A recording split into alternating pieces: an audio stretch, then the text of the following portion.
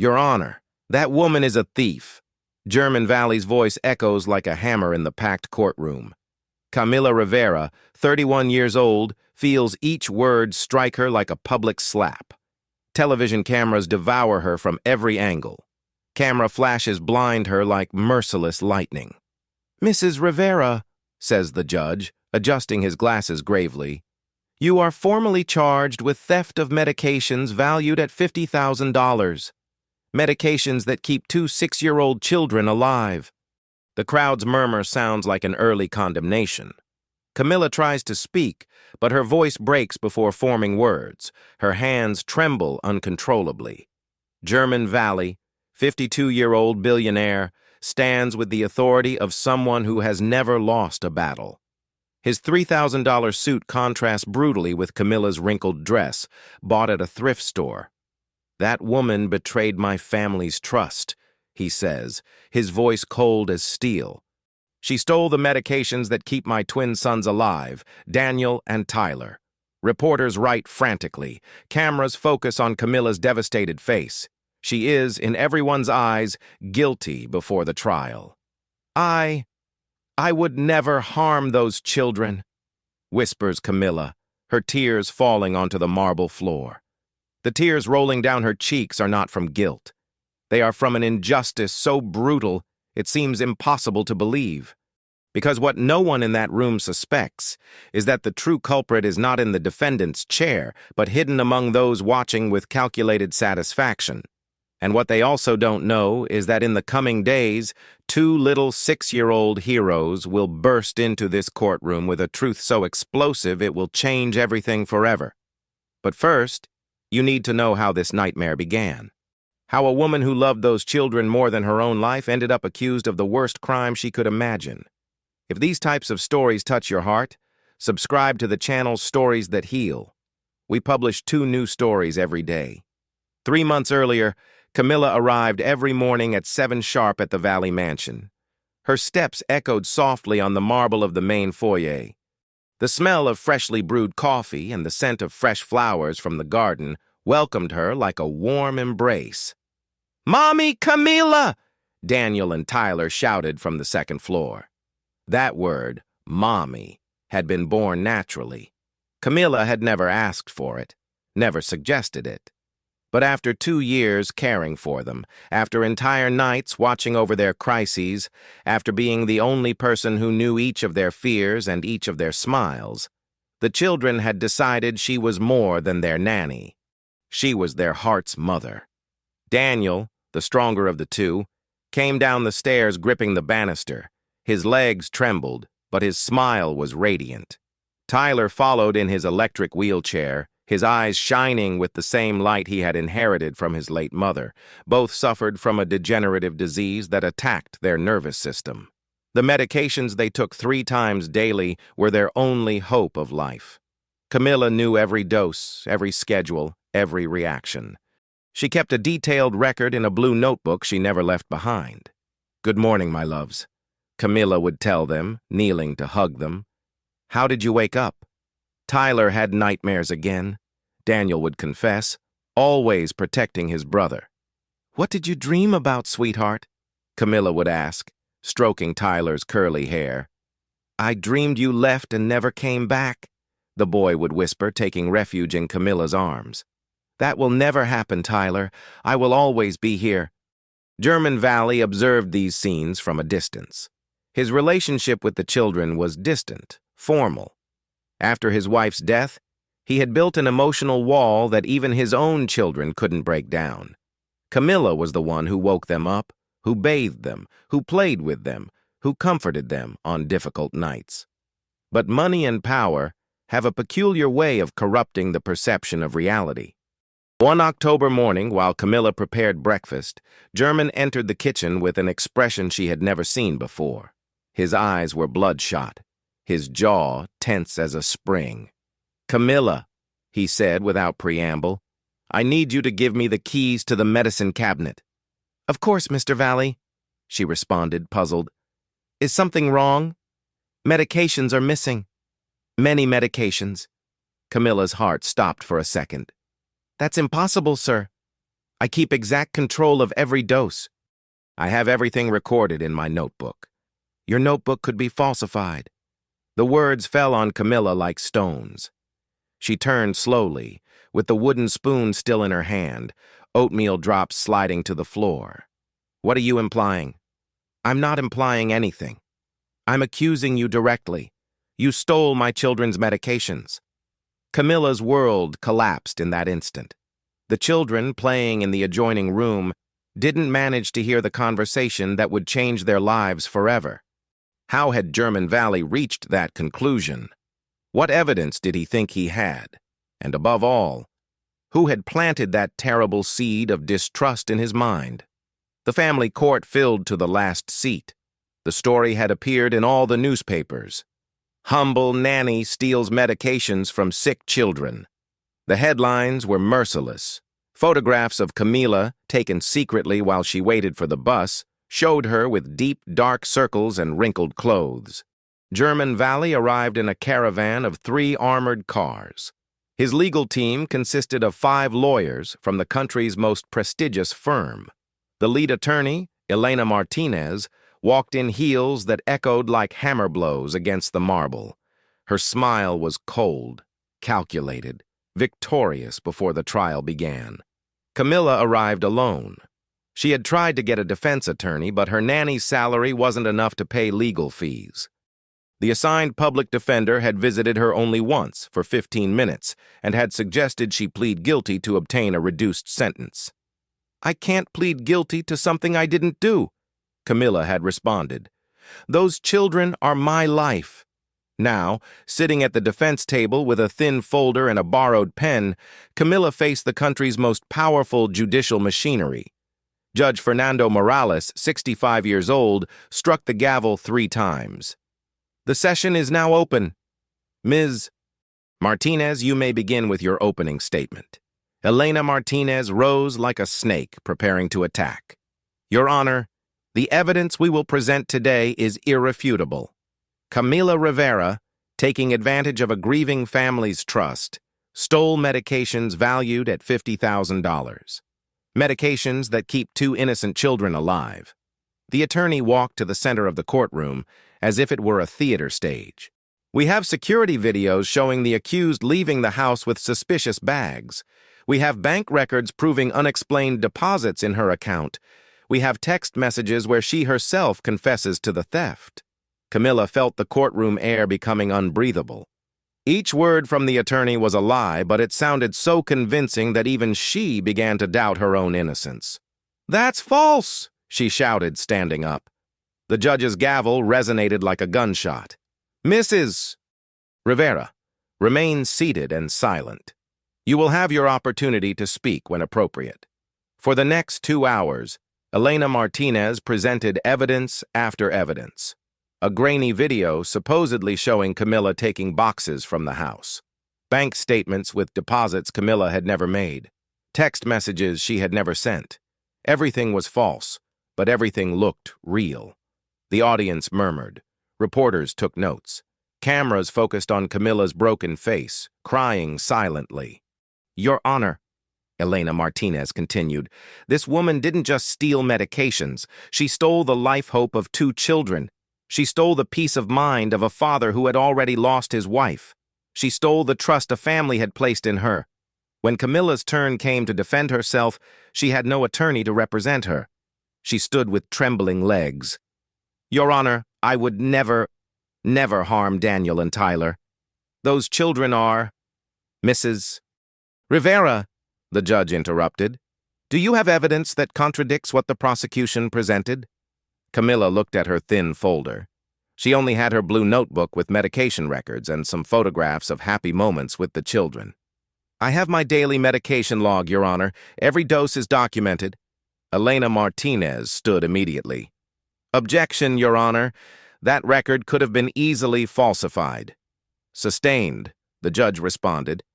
"Mrs. Rivera, do you have any other evidence?" The silence that followed was deafening. That night, Camilla returned to her small 1-bedroom apartment. She sat on the floor, leaning against the wall, and cried until she had no tears left. On her nightstand was her favorite photograph. Daniel and Tyler hugging her on her birthday when they had given her a necklace made with golden-painted macaroni. "For the best mommy in the world," read the card Daniel had written in his shaky handwriting. How had it come to this? How could a lie have so much power to destroy such a pure truth? But what Camilla didn't know is that a few miles away, at the Valley Mansion, two 6-year-old children had overheard a conversation that would change everything. The second day of the trial dawned gray. Rain-laden clouds hung over the courthouse like an omen. Camilla arrived early, wearing the same dress from the previous day, now wrinkled from a sleepless night. Reporters swarmed over her like vultures. "Are you going to plead guilty, Camilla? Is it true you sold the medications to buy drugs? What do you say to parents who trusted you with their children's care?" Camilla walked with her gaze fixed on the ground, protecting her face with a folder. Each question was a stab wound, each camera flash, a public humiliation. Inside the courtroom, Elena Martinez presented new evidence. A supposed medication buyer who testified via video conference from a hidden location. His face was pixelated, his voice distorted. "Yes, she sold me medication several times," said the robotic voice. "Always in the park near her house.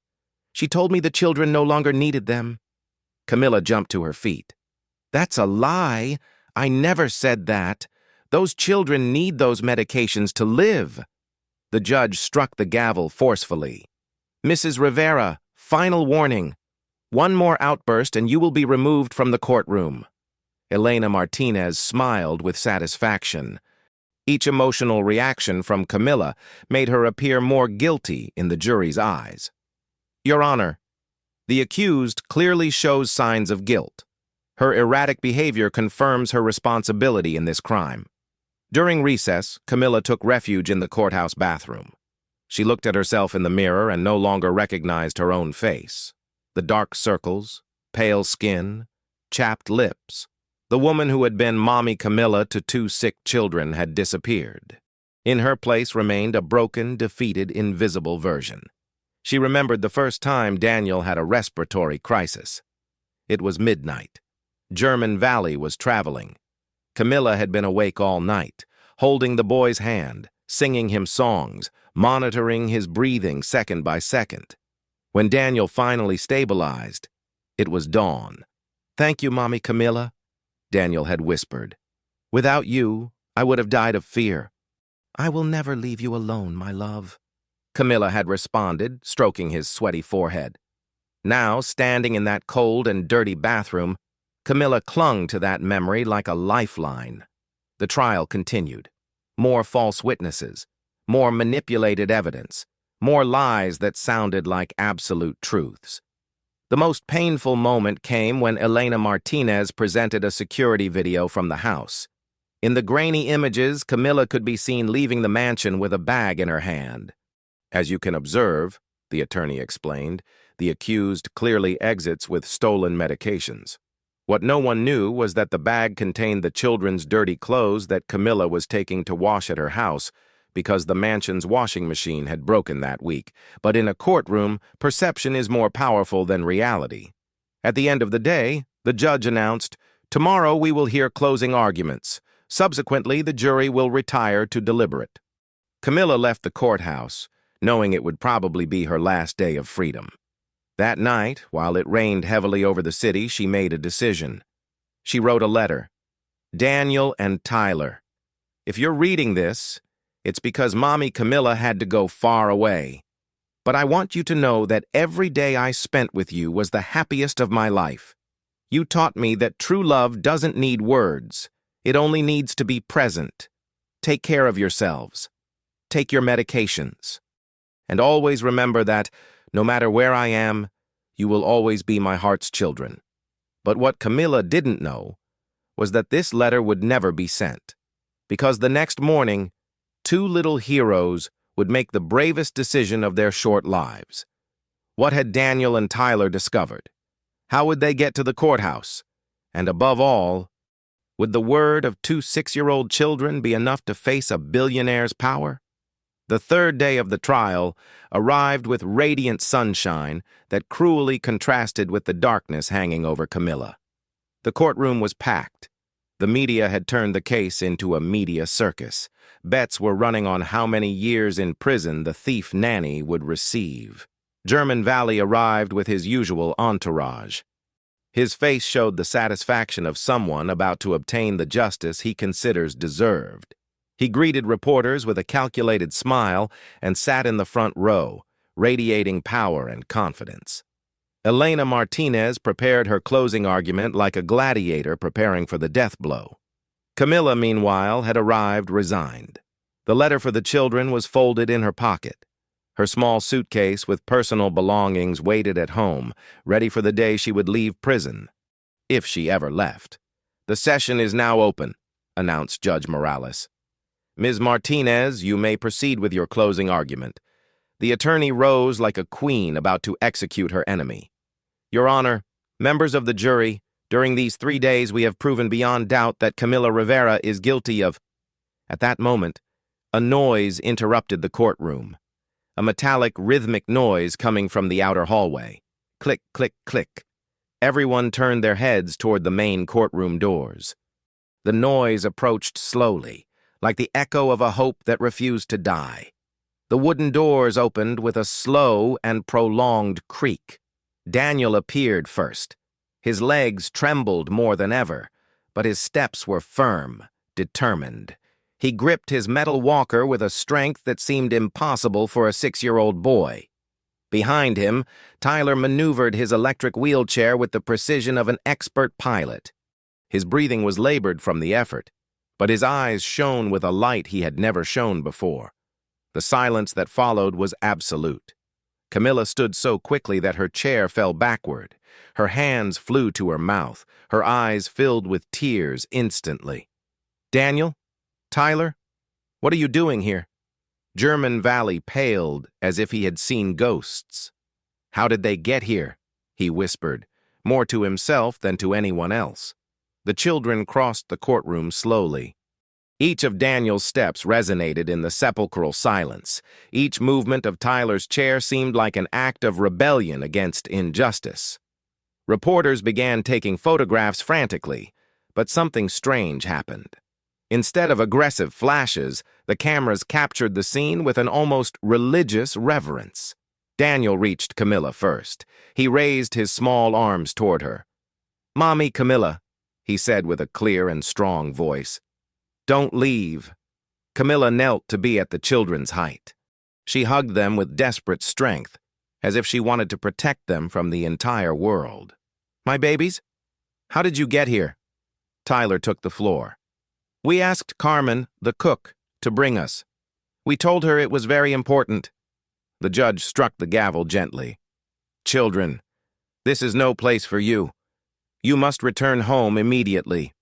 But Daniel turned toward the judge with a determination that surprised everyone. "Mr. Judge," he said with the formality he had learned from watching movies, "we have something very important to say." Elena Martinez stood immediately. "Objection, Your Honor. The children are minors and are being emotionally manipulated." "That's not true," Tyler shouted from his wheelchair. "No one is manipulating us. We saw the truth." A murmur ran through the room. Television cameras focused on the children with magnetic intensity. German Valley stood from his seat. "Daniel, Tyler, let's go home right now. This is not your business."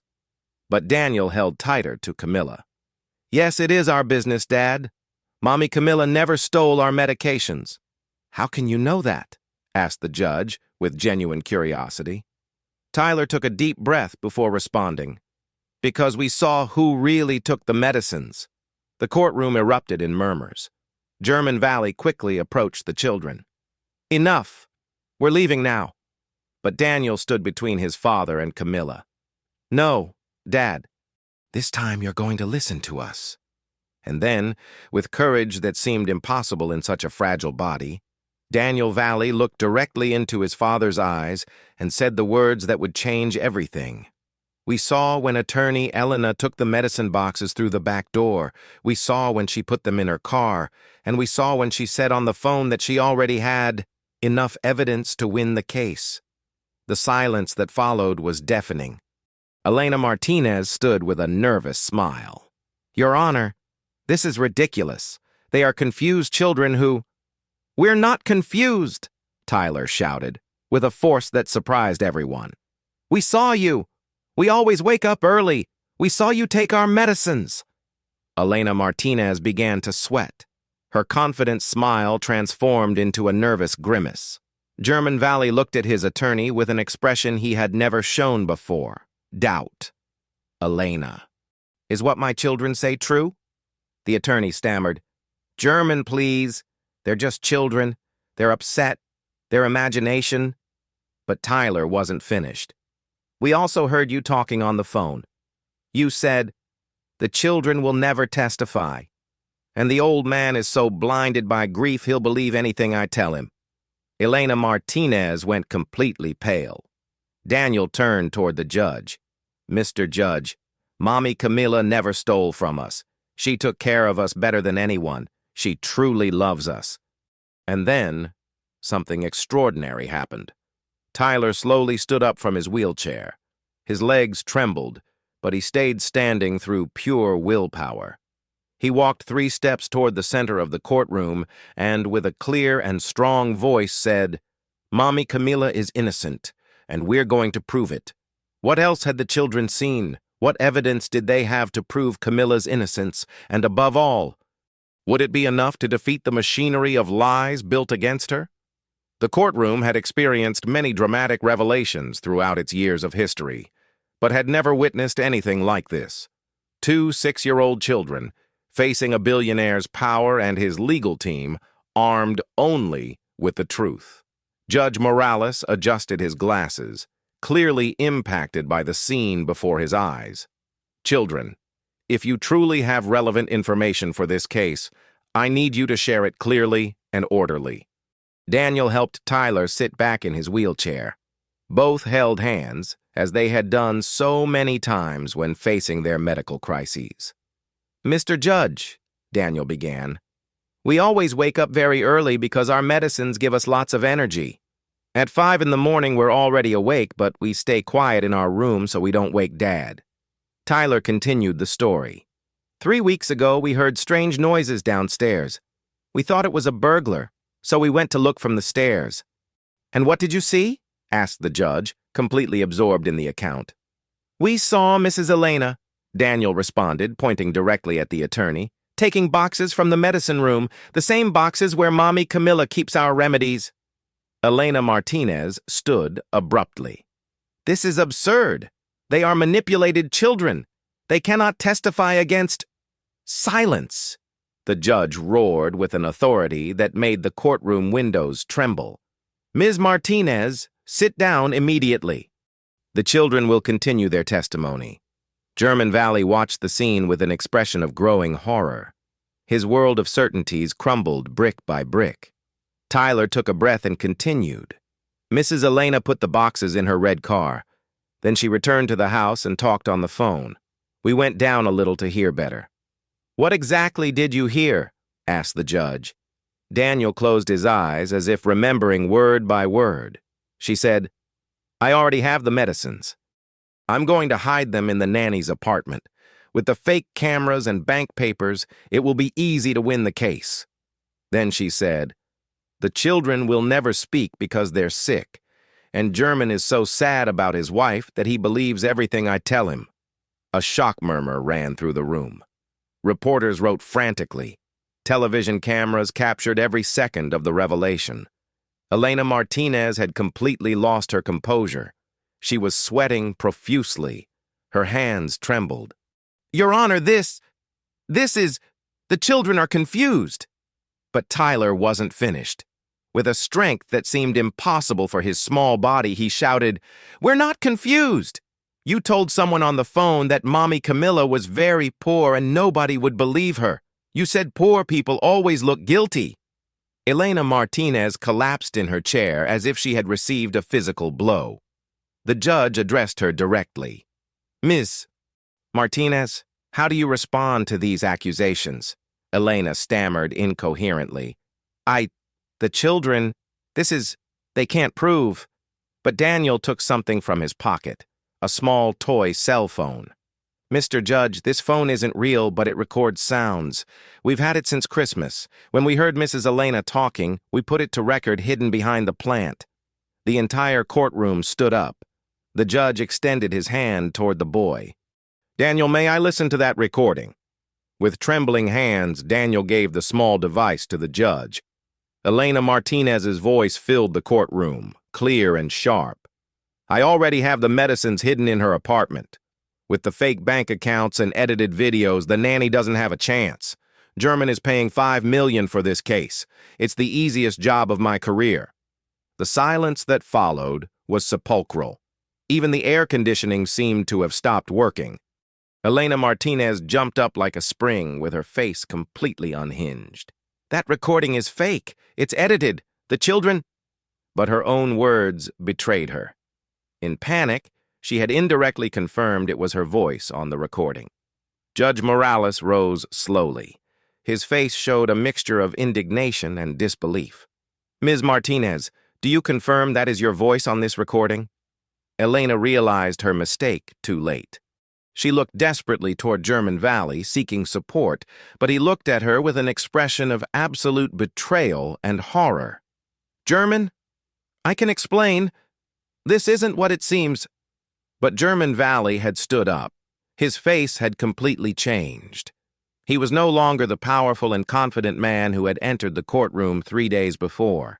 He was a father who had just discovered he had betrayed the person who loved his children most. He slowly approached Camilla, who remained kneeling next to the children. Camilla, his voice broke. Can you forgive me? Camilla looked at him with tears in her eyes. There was no anger in her gaze, only pain and deep sadness. Mr. Valley, I only wanted to take care of your children. Daniel stood between his father and Camilla. Dad, Mommy Camilla never hurt us. She took care of us when you weren't there. She sang to us when we were scared. She gave us our medicines exactly as the doctor said. Tyler added from his wheelchair. And when you cried in your room for Mom, Mommy Camilla also cried with us. But she told us everything would be okay. German Valley collapsed in a chair, covering his face with his hands. At that moment, the courtroom doors opened again. An older man in a dark suit entered. Your Honor, I am Dr. Robert Mendoza, Chief Pharmacist at Johns Hopkins Hospital. I come to present crucial evidence for this case. The judge authorized his testimony immediately.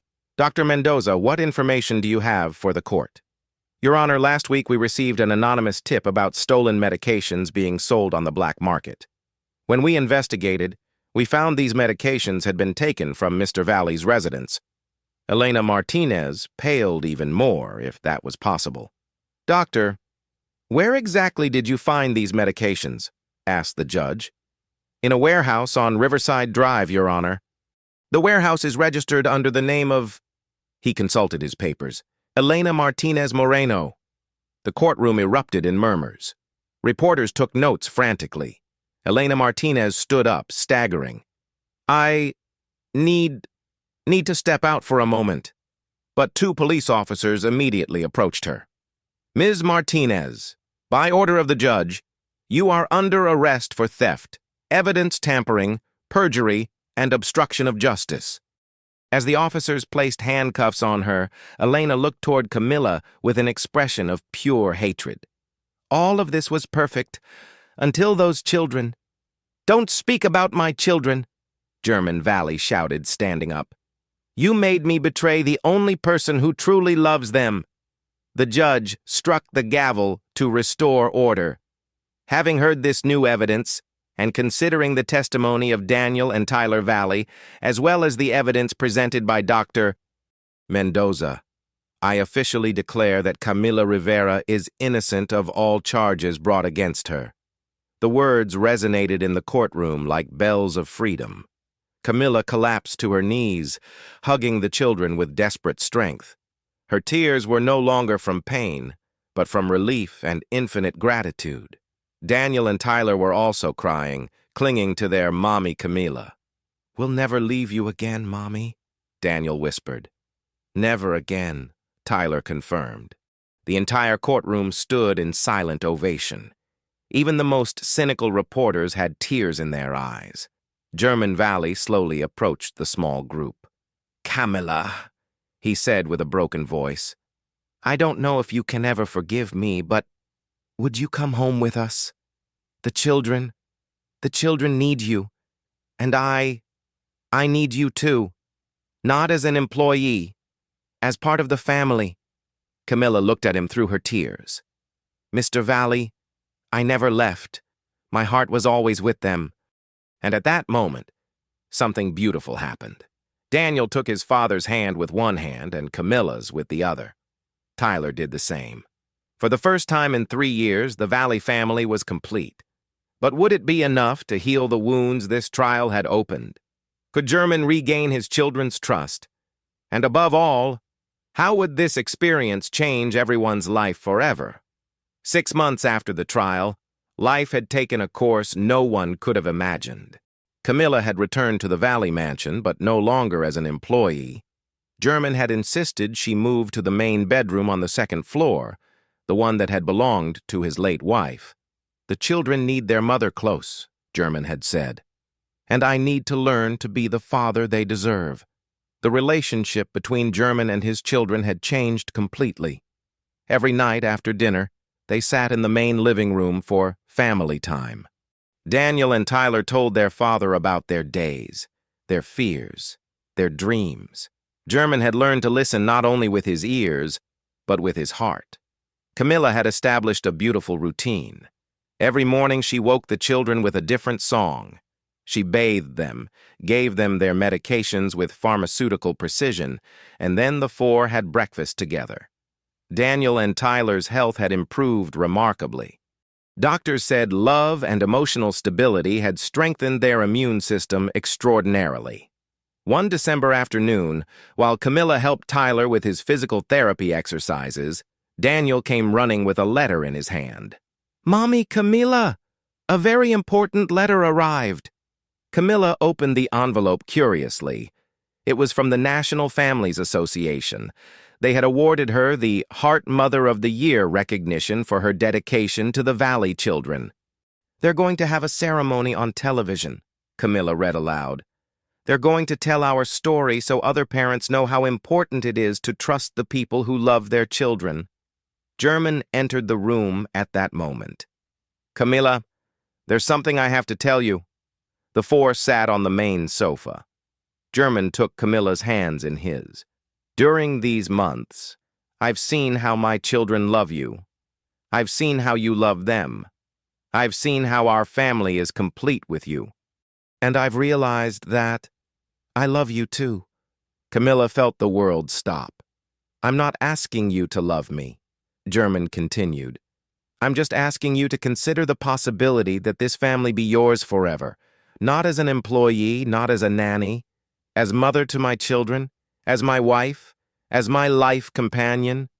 Daniel and Tyler looked at each other with complicity. "We already talked about this," Daniel said. "If Dad asks you to marry him, we want you to know we're very happy." "Very, very happy," Tyler added, "because you're already our heart's mother. It just needs to be official." Camilla looked at the 3 men of her life, the powerful billionaire who had learned to be vulnerable, the 2 brave children who had risked everything to save her. Her heart filled with a peace she had never experienced. "Yes," she whispered, with tears of happiness. "Yes, I want to be part of this family forever." Daniel and Tyler shouted with joy. German hugged Camilla with infinite tenderness. "Thank you," he whispered in her ear. "Thank you for not giving up on us."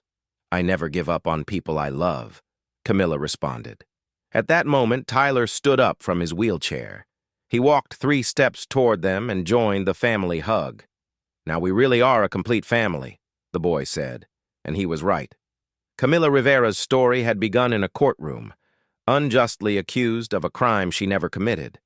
But it had ended in the place where she had always belonged, in the heart of a family that had learned that true love isn't bought with money, isn't demonstrated with power, and isn't destroyed with lies. It's demonstrated with presence, with care, with sacrifice, with courage. 5 years later, morning sun filtered through the second-floor windows of the Valley Mansion, illuminating a scene that would have been impossible to imagine years before. Daniel Valley, now 11 years old, walked without a walker for the first time in his life. His steps were secure, firm, full of confidence that had grown along with his body.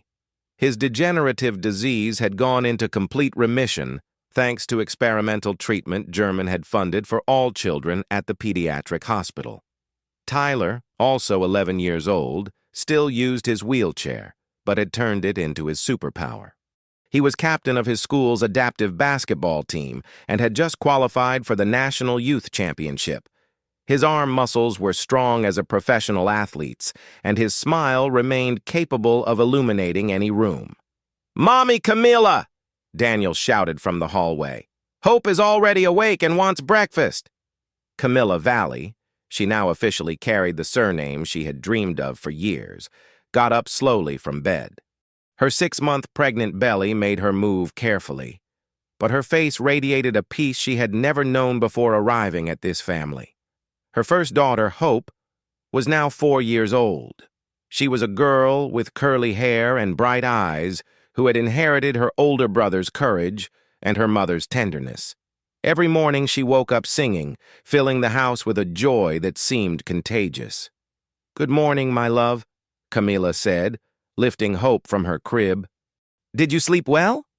"I dreamed we were princesses, Mommy," the girl responded, hugging Camilla's neck. "You, me, Daniel, Tyler, and Daddy. And we lived in a very big castle where there was never sadness." Camilla felt her heart fill with indescribable emotion. Every day with this family was a gift she had never believed she deserved. Going down to the kitchen, she found German preparing breakfast. At 57 years old, he had completely transformed. The cold and distant man who had unjustly accused Camilla no longer existed. In his place was a devoted father, a loving husband, a man who had learned that true wealth isn't measured in money, but in shared moments. "Good morning, love of my life," German said, gently kissing Camilla's forehead. "How is my little one doing?" he asked, caressing the belly where their second biological child was growing. "Peaceful, as always," Camilla responded. "I think he's going to be a very calm boy." "Like his mother," Daniel added, arriving at the kitchen with Tyler. The Valley Mansion had become something completely different from what it had been years before. It was no longer just a big, cold house. It was a home full of life, laughter, unconditional love. German had used much of his fortune to create the Heart Mothers Foundation, an organization helping working women who cared for other families' children. The foundation provided free legal advice, emotional support, and training programs so never again would a woman like Camilla suffer injustice for loving the children she cared for. Every month, the mansion received needy families who lived temporarily in the guest rooms while finding economic stability. Camilla had insisted it be this way. She wanted her house to be a refuge for those who didn't have one. "Mommy," Tyler said while drinking his orange juice. "The TV reporter comes today, right?" "That's right, my love," Camilla responded. "They're going to make a documentary about our story." Daniel frowned. "Why do we want everyone to know what happened? It's already over." German sat next to his children. "Son, we tell our story so other parents learn from my mistakes. So no other family lives what we lived. So the world knows that love always finds a way to win." Camila Rivera's story had become famous throughout the country. She had appeared in magazines, television programs, and international conferences on social justice, but she always declined invitations that would take her away from her family for more than a day. "My place is here," she had said in a famous interview. "Fame passes, money runs out, but a family's love is for life." Elena Martinez had been sentenced to 10 years in prison. During the investigation following the trial, it was discovered she had defrauded 28 other families using similar methods during the past 8 years. The recovered money had been donated entirely to pediatric hospitals and domestic worker protection organizations. From prison, Elena had sent an apology letter to the Valley family. Camilla had read it only once and then stored it in a drawer. Forgiveness doesn't mean I forget what happened, she had explained to German. It means I won't allow her evil to keep hurting our happiness. After breakfast, the whole family went to the main garden. German had built an adaptive play area for Tyler with special ramps and structures designed for wheelchairs. Daniel had his own miniature soccer field. Hope had a swing that German had installed under Camilla's favorite mango tree. "Look, Mommy," Hope said, pointing to the sky. "A hummingbird." Camilla looked up and smiled. It was the same hummingbird that visited the garden every day for years. It had become the silent symbol of their family, a reminder that the most beautiful things in life come when you least expect them, but just when you need them most. The reporter arrived at 10 in the morning. He was a young man, about 30 years old, who had followed the story since the trial. "Mrs. Valley," he said to Camilla, "your story has inspired millions of people. What would you tell women who are experiencing a similar injustice?" Camilla took German's hand with one and placed the other on her belly. "I would tell them that truth always finds a way to shine, that children's love is the most powerful force in the universe, and that they should never, ever give up when they know they're doing what's right." "And what would you tell the German Valley of 5 years ago?" Camilla looked at her husband with infinite tenderness. "That pain makes us commit terrible mistakes, but that the ability to recognize those mistakes, to ask for forgiveness, and to change is what makes us truly human." German approached Camilla and hugged her from behind. "I would tell that man he was so blinded by pain that he couldn't see the gift he had before his eyes, that he almost destroyed the only good thing left in his life by trusting the wrong people." Daniel came running from his soccer field. "Mr. Reporter, do you want me to tell you how we saved Mommy Camilla?" The reporter knelt to be at the boy's height. "I'd love to hear it, Daniel." "We knew Mommy Camilla would never hurt us," Daniel began. "She took care of us when we had nightmares. She gave us our medicines exactly as the doctor said. She hugged us when we were scared. People who love don't hurt." Tyler approached in his wheelchair. "And when we saw Mrs. Elena stealing our medicines, we knew we had to tell the truth. Even if we were scared, even if we were just kids, because Mommy Camilla taught us that children can be brave too." "Weren't you afraid they wouldn't believe you?" asked the reporter. "Yes," Tyler admitted, "but we were more afraid of losing Mommy Camilla forever." Daniel added, "Besides, when you tell the truth, you don't need to remember lies. Truth is always easy to remember." The reporter addressed Hope, who was playing with her dolls under the tree. "And you, Hope, what do you think about your family?" The 4-year-old girl looked up with those bright eyes she had inherited from her father. "That we're very lucky, because we have a mommy who loves us very much, a daddy who learned to be good, and brothers who are superheroes." "Why do you say your brothers are superheroes?" "Because they saved my mommy before I was born, and superheroes always save good people." When the reporter finished the interviews, the family gathered in the main living room for lunch together, as they did every day. "Mommy," Daniel said, "do you remember when you promised us you would never leave?" "Of course I remember, my love." "And did you keep your promise?" Camilla looked around the table. At German, who had learned to be the father his children deserved. At Daniel, who had found the strength to walk without help. At Tyler, who had turned his limitations into superpowers. At Hope, who had arrived as the personification of what her name represented. And at the baby growing in her belly, who would be the final symbol that their family was complete. "I didn't just keep my promise," she responded. "I exceeded it. Because I didn't just stay. I stayed forever." That afternoon, while the sun set over the Valley Mansion garden, Camilla sat in her favorite place, the marble bench German had installed under the mango tree. Tyler approached in his wheelchair and stopped next to her. "Mommy, are you happy?" Camilla looked at him with a smile that came from the depths of her soul. "Sweetheart, I came to this house looking for work. I found a family. I came being a nanny. I became a mother. I came poor. I became the richest woman in the world. But are you happy? Tyler insisted. Camilla took her son's small hands in hers. Tyler, there's a difference between being content and being happy. Being content is temporary. Being happy is permanent. And I, my love, am deeply happy. Because I have everything the heart can desire. A family that loves me, children who need me, a husband who respects me, and the certainty that every day I wake up, I'll be surrounded by love. At that moment, Daniel came running from the house. "Mommy! The hummingbird is at the fountain again!" The three looked toward the water fountain. The little hummingbird drank peacefully, as it had done every day for the past 5 years. "Do you think it's the same hummingbird as always?" Tyler asked. Camilla smiled. "I don't know, my love, but I like to think it is. I like to think that some beautiful things stay forever in places where they are loved." The hummingbird finished drinking and flew toward the golden sunset sky. But this time it didn't go far. It perched on the highest branch of the mango tree, right above where the family sat, as if it had finally found its home. Camilla Rivera had come to the Valley Mansion as a woman looking for work. She had survived the cruelest injustice imaginable. She had been betrayed by power, but saved by love.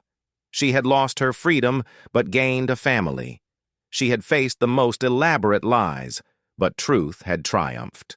And now, sitting in her own garden, with the sun setting over her perfect family, with a baby growing in her belly and the purest love surrounding her, she understood the most beautiful lesson of all. Miracles don't come when we ask for them. They come when we need them most, in the most unexpected ways, through the smallest people, with the greatest force in the universe, unconditional love. She was no longer just the nanny who had come looking for employment. She was the heart's mother who had transformed a cold house into a home full of life. She was the woman who had defeated power with truth, who had turned betrayal into love, who had proven that the most beautiful miracles are born when the heart refuses to surrender to injustice. She was Camilla Valley, mother, wife, silent hero. The woman who had learned that no matter how dark the world gets, there will always be brave children willing to light the flame of truth. If this story reminded you that goodness always defeats evil, that love is stronger than power, and that truth always finds a way to shine, share it with someone who needs to believe in miracles. Subscribe to Stories That Heal for more tales that restore faith in humanity. Because in a world full of sad news, we all need to remember that the most beautiful stories are real, and that love always, always finds the way home. Do you know someone who, like Camilla, has been unjustly judged? Or someone who, like Daniel and Tyler, has had to be brave to defend someone they love? Leave us your story in the comments. Because every story of love and courage deserves to be told. See you in the next story, where stories heal hearts and restore hope.